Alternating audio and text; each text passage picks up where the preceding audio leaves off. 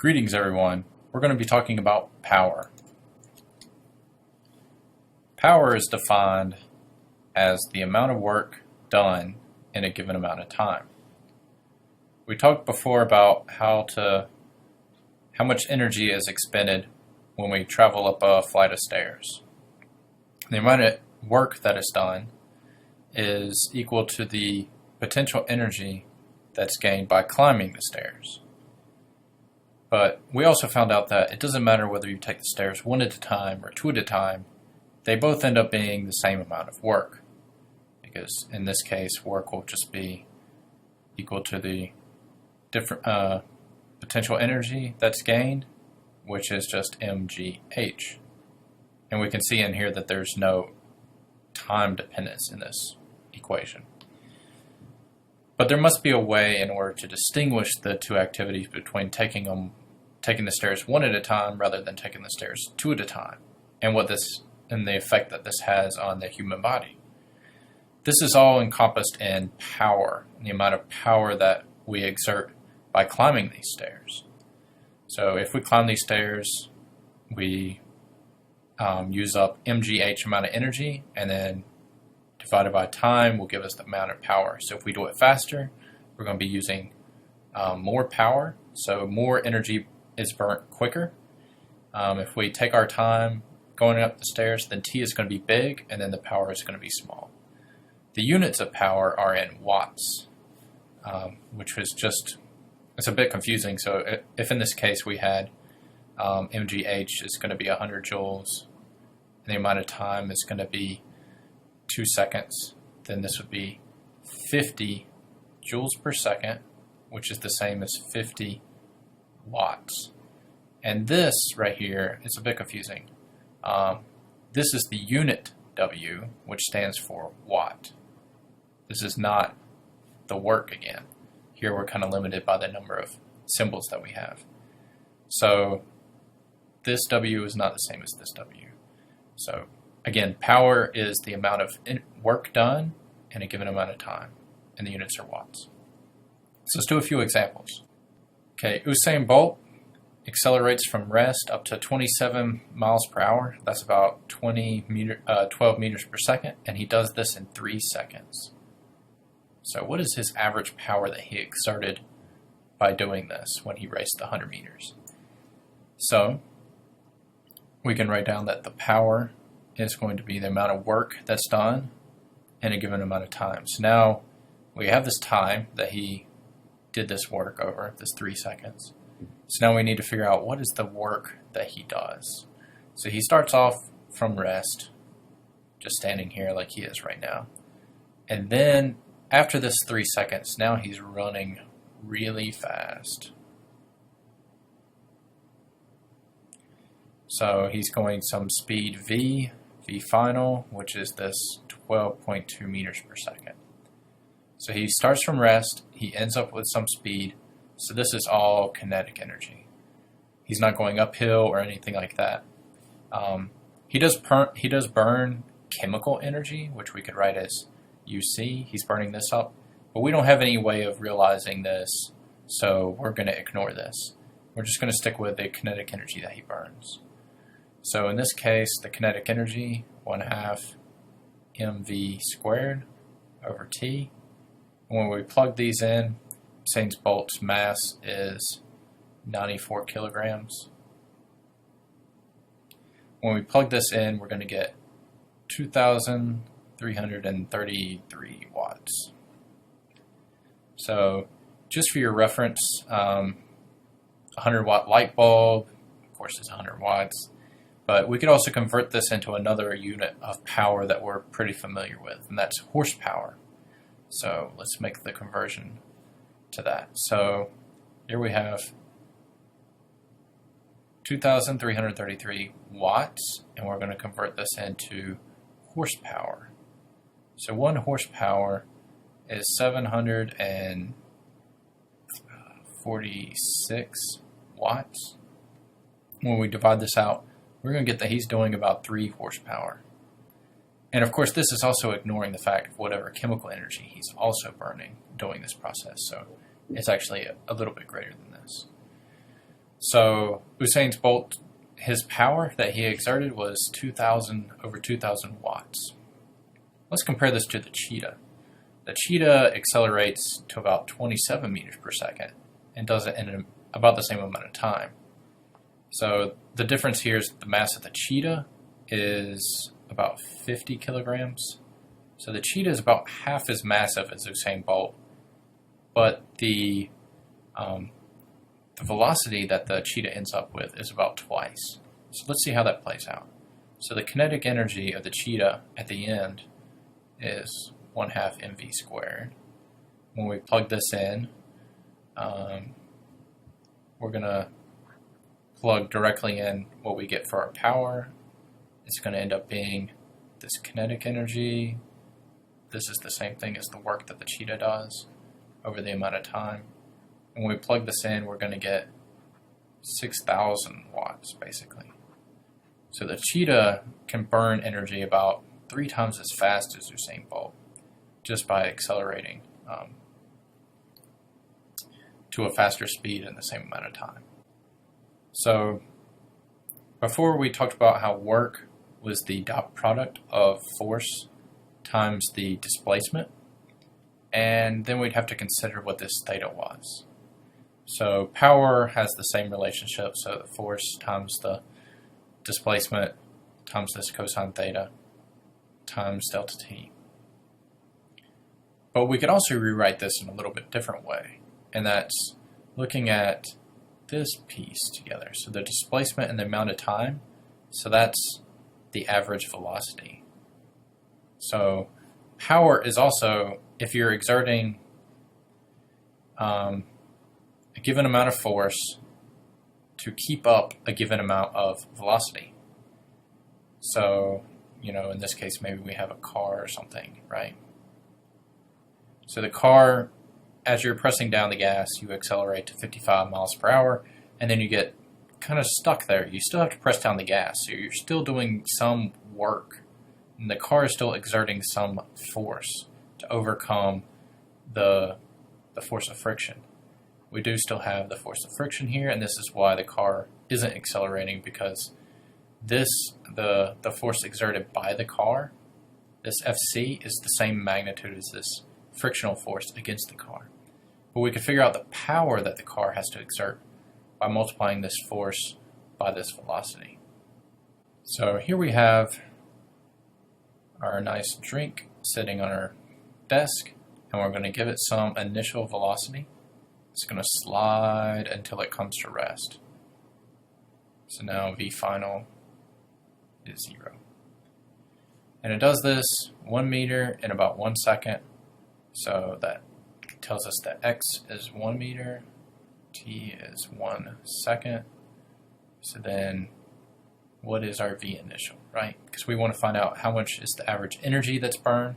So we could write out that work is the change in our kinetic energy, which is K final minus K initial. And in order to find this K initial, we need to know V initial.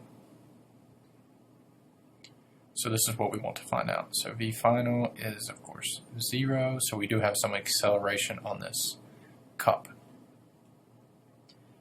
So we could use several of our kinematic equations and eventually figure out which one, what this final velocity is, but this is probably the most straightforward one. So here we know V final is 0, we know x, we know t, and we can find out that V final is going to be 2x over t, which is going to be 2 meters per second. So now we can find out what this delta K is, and we're going to find out that it's about half a joule. So when we slid the cup across the desk, half a joule of energy was consumed by the friction. So we could go ahead and label all these forces. So the force of friction is against the motion. So here we have our delta x. So we could find out this force of friction because we know that this amount of work is the same as this force of friction times delta x. So we could go ahead and solve for this too. But what we want to find out is how quickly the thermal energy is generated. So that's the power. And so that's the work in the given amount of time. So this is 0.5 joules over 1 second. So this is half a watt. Just sliding the cup across the desk is about the same as half a watt of power.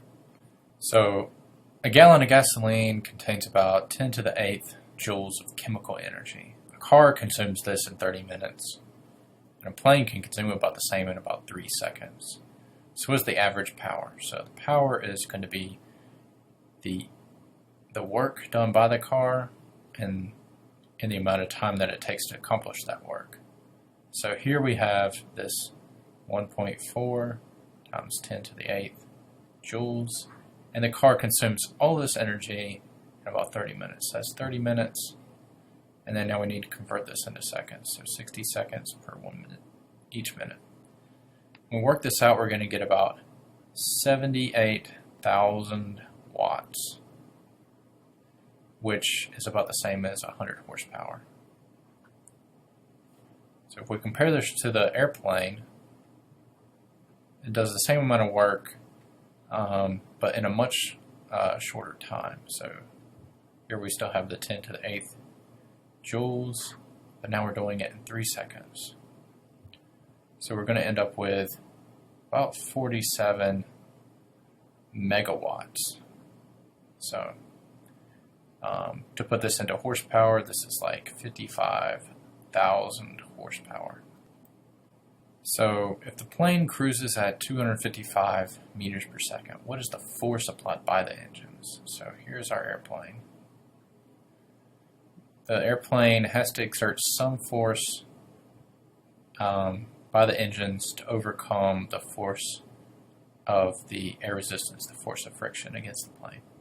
And the plane, of course, is going to the right.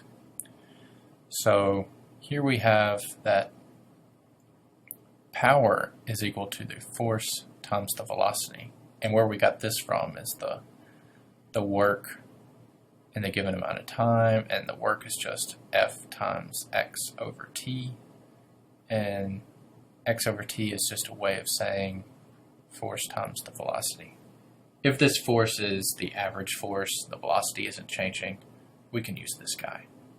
So we're assuming that the airplane moves at a constant velocity, so we can solve for this force.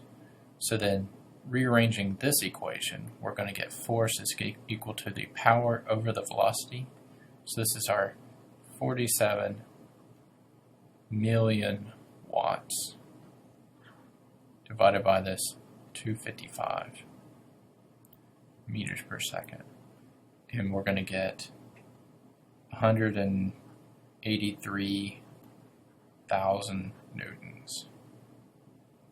So friction is providing quite a bit of force against the plane, and these jet engines have to be able to provide the same amount of force in order to keep the plane going at a constant velocity. In this problem, we have a load, so we have some mass here. This mass is 10 kilograms, hoisted up the side of a building. Alright, so here's our building.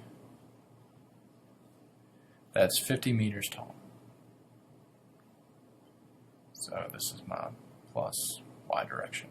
How quickly can an athlete capable of delivering 500 watts of power get this job done? So in order to do this, we need to consider how much energy is needed in order to move this object up.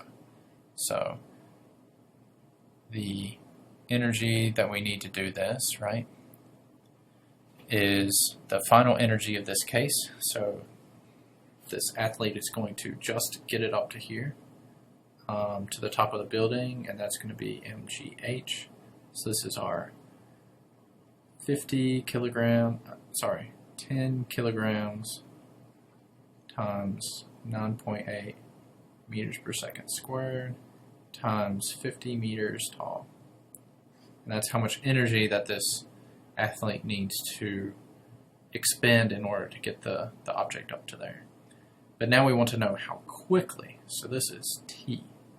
So the power is the work in a given amount of time. So we're going to solve for this T. So then T is equal to the work that's done over the power. So when we work this out, we're going to get about 9.8 seconds. So if a more powerful engine can get the job 6 times faster, and you note that this power of this engine is 6 times greater than the power delivered by the athlete, so that's why this is 6 times faster. How does the work done by the engine compare with the work done by the athlete? So they're both accomplishing the same amount of work. Both the athlete and the engine are the same. So the work done is the same.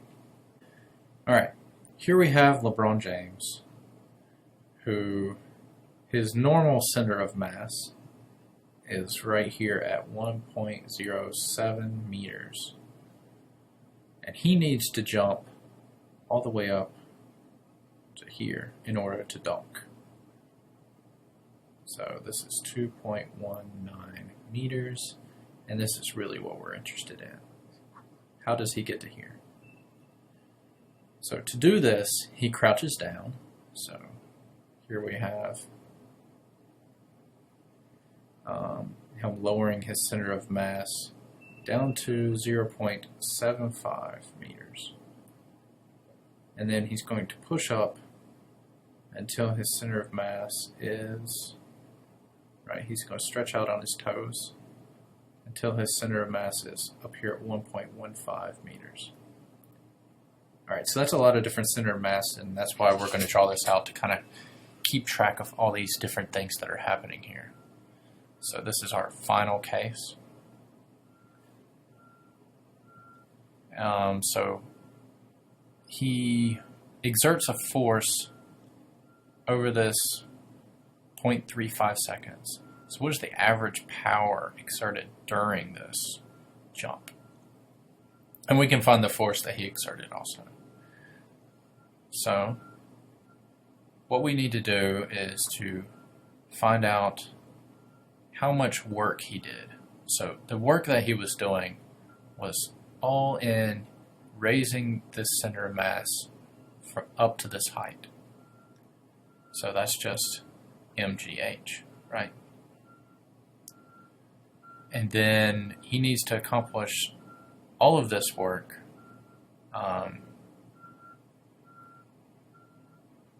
in just 0.35 seconds. So that's the power is the work over the time. So then let's figure out what this height is, because this is, I have 4 different y's here, so I need to work out what is this h, right? So this h is going to be, he raises this center mass, he starts from 0.75 and goes up to this 2.19. So this is really the amount of work that he does. He crouches down, pushes up all the way up to here. So this h is actually mg 2.19 minus this 0.75. So when we plug this in, we're going to get about, when we plug this in, we're going to get about 4,760 watts. In order to find the force, we could just look at the this relationship between the amount of work that he does is the average force over the distance, and rearrange this for the force. So this is the work over the distance. So he's doing the same amount of work, the same mg 2.19 minus 0.75. But then this x is from 1.15 up to 0.75. So 1.15 minus 0.75. So this force is about 4,000 newtons of force in order for him to be able to jump.